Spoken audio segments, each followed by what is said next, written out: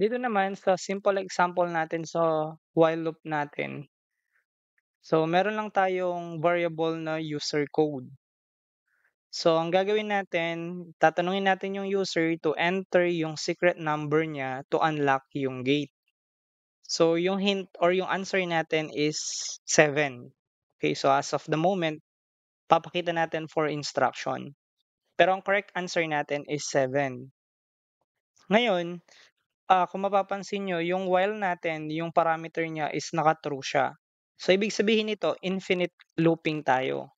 So, as long na yung ating user ay hindi siya nag-equal sa 7, true lang yung program natin, paikot-ikot lang tayo. For example, 4 yung nilagay. So, incorrect code, try again. So, mapapansin nyo, eto siya, incorrect code, try again.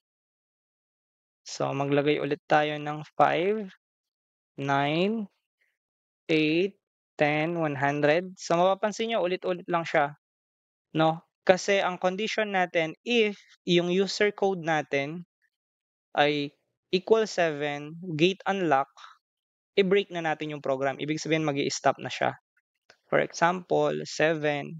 Okay, so mapapansin nyo, nag-stop yung program, tapos naipakita natin yung gate unlock, welcome in. So, eto siya. Gate unlock, welcome in, tapos yung break or yung pag-stop ng mismong program natin. Ngayon, since naka-true yan at hindi nalalagay ng user natin yung number 7, pumupunta tayo dito kasi ito nagiging false.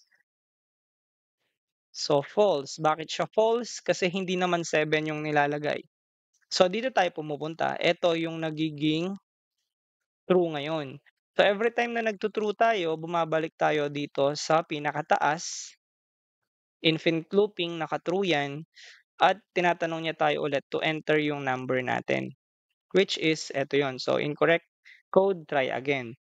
Papasok tayo dito, mag-enter tayo, papasok ulit siya dito sa user code, evaluate ulit natin. Kapag hindi pa rin 7, papakita natin 'to, babalik tayo dito, enter ulit yung user natin, evaluate. So, umiikot lang yung program natin hanggang sa ma-enter natin yung 7.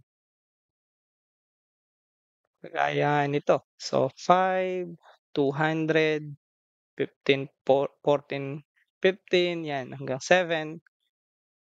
Correct na nun. So, ganun lang umiikot yung program natin.